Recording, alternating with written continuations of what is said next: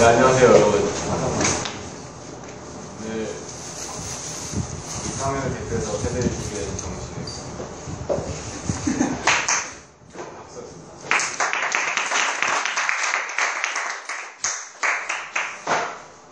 네, 여러분은 시작하기 전에 일단 제가 오늘 발표하게 될 주제는 호모 플루티푸스 정치적 인간이라는 주제로 발표하려고 하는데요. 가장 중요한 핵심 이부분 보면 주체적 선택자라는 게 가장 핵심입니다. 이걸 인지하고 들어주시면 좋겠습니다.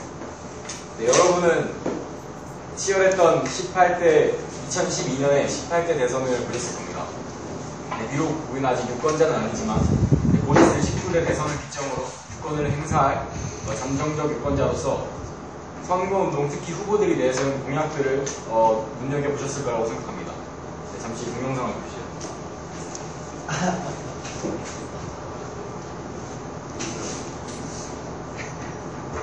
우와, 뭘까?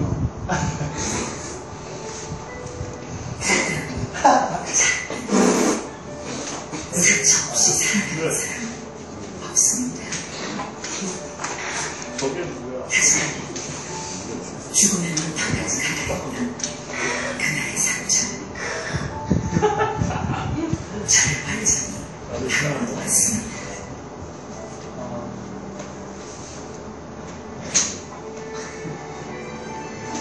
여러분이 저를 살렸습니다. 그때부터 남은 인생 국민들의 상처를 보듬으며 살아가겠다고 결심했습니다.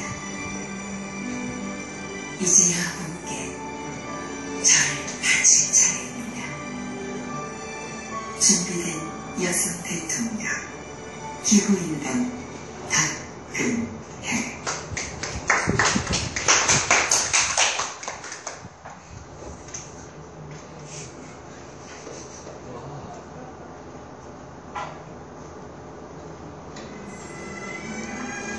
(1970년대)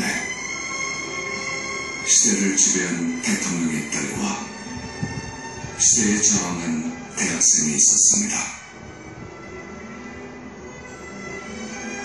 그녀가 청와대 뒷뜰을 거닐 때 그는 유신의 감옥에 갇혀 있었습니다.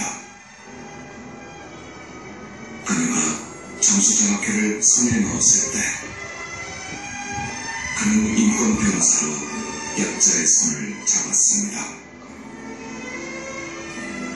같은 시대를 살아왔지만 전혀 다른 길을 걸어온 두 사람. 2012년 지금 그 두 사람은 국민 앞에 나란히 섰습니다. 당신의 대통령은 누구입니까? 사람이 먼저다. 문재인.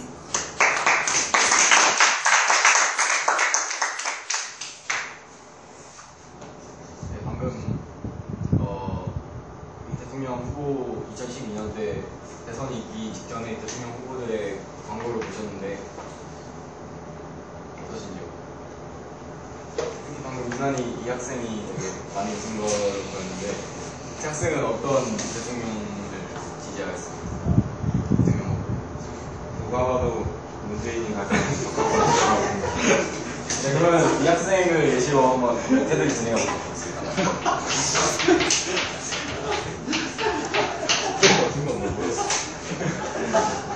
네, 오늘 제가 말하고 싶은 테드는 정치적 경향성에 대해서 한번 다뤄보려고 합니다.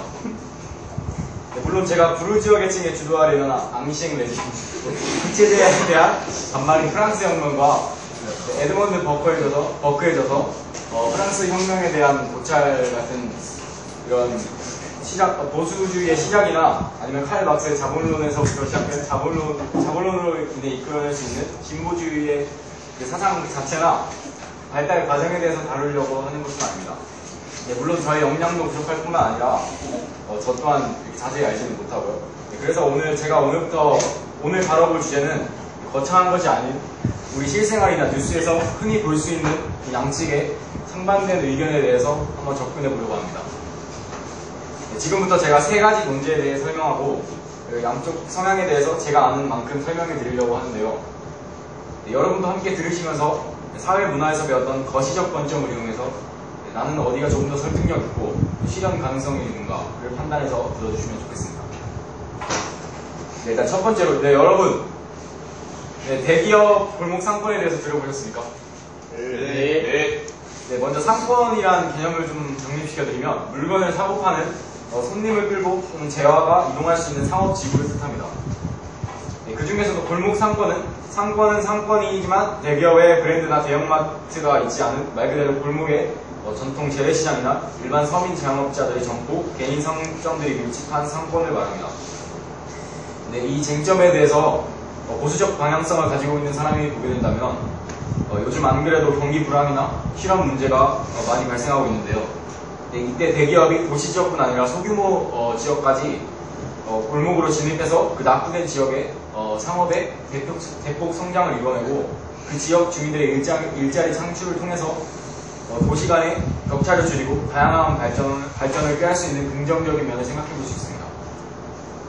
네, 그렇다면 반대로 진보적 성향을 가진 사람이 이 논점에 대해서 보게 되면 어떤 반응을 보일까요? 네, 대기업 골목 상권 진입을 보는 입장이 굉장히 부정적입니다. 네, 대기업은 가격 경쟁이 불가능할 정도로 할인을 해서 주변 상권을 초토화시키거나 가게를 구매해서 프랜차이즈점이나 가맹점을 세우는 등 여러 방법을 통해 공세를 펼칠 수 있습니다. 네, 그러나 골목 상권의 경우 지자체에서 지원해주지 않는 한은 대기업을 이기는 것은 매우 불가능한 일일 수도 있습니다. 또한 골목에서 생계를 유지하는 사람들의 삶을 보장해주기 위해서는 대기업의 골목 상권 취득에 대해서는 반대하는 입장을 볼 수 있습니다. 그렇다면 여러분 어떻게 생각하십니까? 네, 학생은 어떻게 생각하십니까? 찬성합니다. 대기업 골목 상권에 대해서 찬성한다고 말씀하시죠?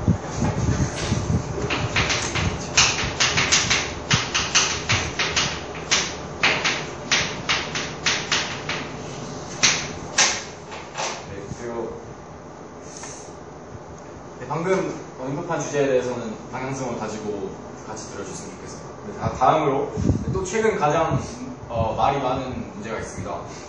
바로 무상급식, 무상의료, 무상교육 등 무상복지 서비스와 관련된 정책, 그리고 성별적 복지, 보편적 복지에 관한 문제가 있는데요. 이번에도 양측의 대표적인 입장으로 살펴본다면 보수적 성향을 가지고 있는 사람의 경우 위에 무상 3환에 대해서 부정적인 반응을 볼 수 있습니다. 무상급식에 대해서 생각해보자면 예를 들어서 용마초등학교에 무상급식제도가 실행되었다고 가정해보겠습니다. 네, 용마초등학교에서는 삼성의 아들, 우리 삼성의 아들 최상민 군과 수술비로 다리 때문에 이력가량을 쓴 차상위 계층에 속한 김용건 군이 이 초등학교에 다닌다고 생각해보게 된다면 과연 이 둘 모두에게 무상급식을 하는 것이 옳은 것이냐, 또 가정의 수입이 최상위 계층인 삼성의 아들 최상민 군에게도 무상급식을 주는 것은 오히려 국가의 세금 낭비가 아니냐라고 말할 수 있습니다.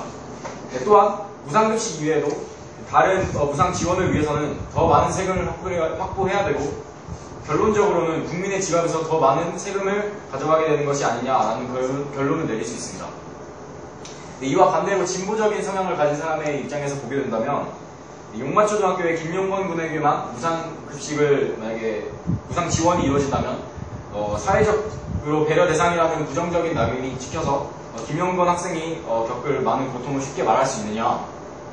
또한 만약 복지가 보편적 복지가 아닌 선별적 복지를 시행했을 경우에 그림을 들여서 설명을 해드리면 이렇게 사회문화에서 배운 이 계층 구조를 통해서 설명을 드리면 만약에 예를 들어서 10%가 우리나라에서 정해진 그 차상위 계층이라고 한다면은 우리나라에서 이 18세에게만 지원을 해준다고 생각해 봤을 때 과연 여기 그 바로 위에 있는 10.1%에 속한 사람들이 과연 이 사람들이 위해서 경제적으로 여유를 가지고 있느냐, 혹은 이 지원을 받지 않아도 생계를 유지할 수 있을 만큼 충분히 여유가 있느냐라고 질문을 해봤을 때 전혀 그렇지 않다는 것입니다.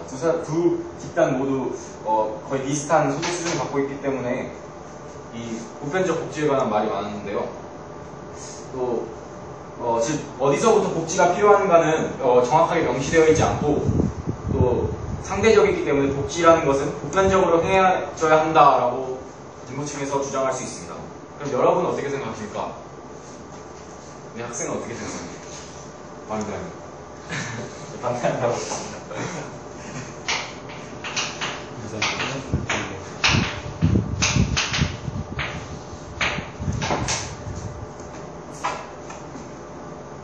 또한 방금처럼 이런 징세나 세금에 대해서 언급하게 되면 자연스럽게 따라오는 질문이 있습니다. 과연 부자 증세를 하는 것이 정당한가라는 질문입니다. 부자 증세란 최상위 계층에 속하는 일정 가구의 소득에서 보편적인 세금 지급보다 많은 양의 세금을 걷는 것을 뜻합니다.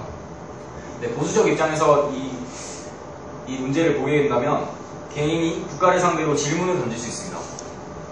우리 대한민국은 자유민주주의 국가 그리고 자본주의 국가에서 만약에 내가 노력해서 10조를 벌었는데 이 10조에서 1조를 허락도 없이 국가에서 가져간다면, 즉 개인 스스로의 노력에 의해서 얻은 재화나 그런 것들을 국가가 법적 강제력을 동원해서 착취해 간다면 이것은 정말 사회 악이다. 누가 돈을 벌려고 하겠느냐. 또한 만약 부자 증세율이 높아진다면 그냥 해외에 돈을 빼돌릴 수도 있고요. 이렇게 또한 이렇게 돈을 빼돌리거나 이렇게 일하려고 하는 의지가 적어지는 사람이 많아질수록 결과적으로 사회 전체의 퇴보로 이어지고 또한 국가의 경쟁력까지 약화될 수 있습니다. 이번엔 진보적 성향을 가진 사람의 말을 들어본다면 그 예시로 미국을 보아라. 미국을 보면 상위 겨우 몇 %가 이끌어가는 빈부격차가 최대로 벌어진 나라다. 과연 이게 안정된 경제적 사회 구조냐? 또한 만약 이 양극단의 상황에서 또다시 1970년대처럼 경제 위기의 상황으로 인해서 상위 계층이 몰락하게 되면 다시 복구가 불가능한 상태가 되어버릴 것이다. 즉 부자 증세를 통해 부의 순환과 더불어 하위 계층의 중위권으로 상승하는 이런 계층 이동을 통해서 국가 전체의 이익을 도모할 수 있고 더욱 안정감 있는 사회로 발전해 나갈 수 있다라고 주장할 수 있습니다. 여러분은 어떻게 생각하십니까? 어떻게 생각하시죠? 김민승 학생 찬성하십니까? 네? 찬성합니다. 학생은 어떻게 생각하십니까? 학생은 어떻게 생각하십니까? 반대하십니까? 이 앞에 학생에서는 부자 증세에 대해서 반대하는 입장을 보입니다.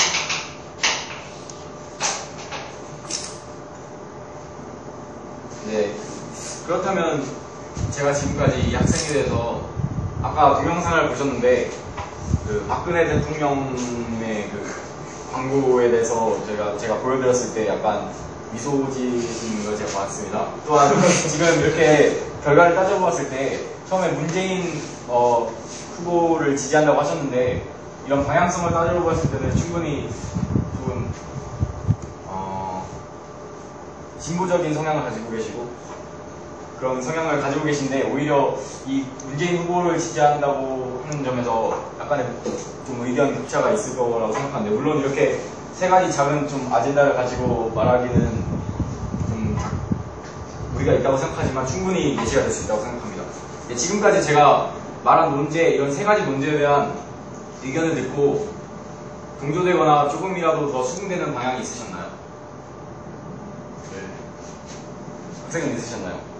정민규 학생? 네. 제가 통계청에서 조사한 다양한 통계에 따르면 어떤 사람이 가지는 정치적인 성향은 특정 지역에 의한 지역적 색깔을 띠거나 부모 혹은 주변인들의 영향을 받을 확률이 매우 크다고 합니다. 네, 그렇다면 여러분께 드리고 싶은 질문이 하나 있습니다. 네, 혹시 여러분은 매체 미디어나 소셜 네트워크상에서 권위 있는 사람의 말로 인해서 스스로의 이성에 따라 생각하지 않고 그들의 말에 동조되어 특정 정치인에 대해 유난히 긍정적이거나 부정적인 시각을 가져보신 적이 있습니까? 네. 그렇습니다. 혹은 혹시 내가 태어난 지역의 정치적 방향과 군중 심리로 인해서 나도 모르게 그들과 동화된 적이 있으십니까? 네. 신학생 있으십니까? 부모님이랑